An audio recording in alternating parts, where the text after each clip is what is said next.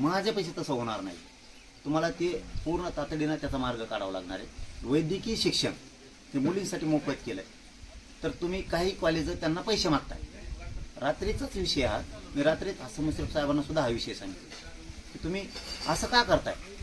मग आता त्यांनी कबूल केलं की आम्ही एक परिपत्रक त्यांच्या शासनाच्या पुढं बोर्ड असतो, त्या बोर्डाला एक नोटीस लावून टाकतो की वैद्यकीय शिक्षणात कोणालाही फीस मागू नये. आणि आणखीन 2 योजना आहेत. मला वाटतं त्या NMG काहीतरी ती एक योजना आहे वैद्यकीयमध्ये.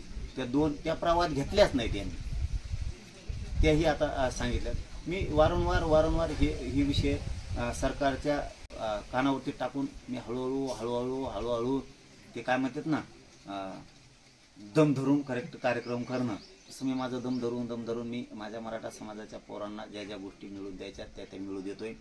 ACBC मार्फत काही अडचणी येतात का, पूर्वी EWS मधून जे काही पोरांना नियुक्त्या मिळणार होत्या त्यांच्या का दिल्या नाहीत, कारण नंतर ACBCचा ऑप्शन काही ना नाही आहे.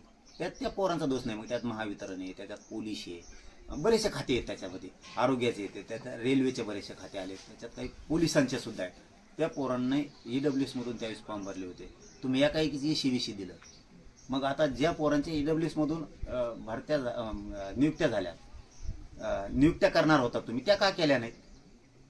ते पास आउट झाले, सगळं झालंय. आता फक्त त्यांना नियुक्ती द्यायची राहिली होती. मग तुम्ही दिलं ACBC पासून पुढे ठीक आहे.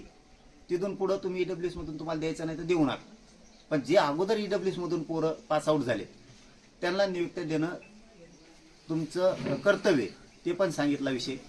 तेही ते म्हणले आता आम्ही मुख्यमंत्री साहेबांच्या कानावरती हे सगळं टाकतो. महावितरणपासून पोलीस भरतीपासूनचे जेवढे विद्यार्थी EWS मधून पास आउट झालेले त्यांना आम्ही नियुक्त्या द्यायच्या राहिल्या होत्या. ते आता नियुक्त्या कशा अधिसंख्या पद निर्माण करून किंवा कसं देता येईल त्याच्यात आम्ही 100% मार्ग काढतो. म्हणजे माझं काम एका जागेवर बसून समाजाच्या लेकराचं कल्याण करणं सुरू आहे. काही जणांचं मला पाटील, काल मराठा उपसमितीची बैठक झाली. शिंदे समितीचे कामकाज केल्यापासून राज्यात 48 लाख कुणबी नोंदी आढळल्या आहेत. 12 लाख प्रमाणपत्र वाटल्याची माहिती मंत्री राधाकृष्ण विखे पाटील यांनी दिली आहे. मला काही तफावतच कळत नाहीये. काय म्हणतेत काय, आम्हाला प्रोसिडिंग दिलंय 58 लाख. मला तरी असं वाटतं की हे मिसगाईड करते मंत्रिमंडळाच्या उपसमितीला अधिकारी वर्ग सगळा. हे सत्य आहे. कारण ज्यावेळेस शिंदे साहेबांची समिती नियुक्त केली गेली आणि त्यांनी ज्यावेळेस त्या काळात नोंदी शोधल्या त्यावेळेस 58 लाख नोंदी शोधल्या गेलेल्या आहेत. आणि आता हे काय म्हणतायत की मग आता हे आकडा कोणचा आहे, परत कन्फ्युजन आहे. मग ते आकडा कोणचा आहे आता येऊ की आता नवीन ज्यावेळेस शिंदे समितीला मुदत वाढ दिली तेव्हापासून शोधलेल्या आहेत का, मग या मग असू शकतात 2,88,000 काय म्हणते 48 लाख एकूण 48 लाख सापडले. 48,000 आणि 48 लाख कुणबी नोंदी आढळल्या, त्यापैकी 12 लाख प्रमाणपत्र वाटल्याची माहिती विखे पाटील दिली. नाही. आता काय माहिती बरं का, 48 लाख ते सापडले म्हणताय नोंदी शिंदे समिती. या शिंदे समितीनं त्यावेळेसचं सरकारनं दिलेलं प्रोसिडिंग 58 लाखांचं.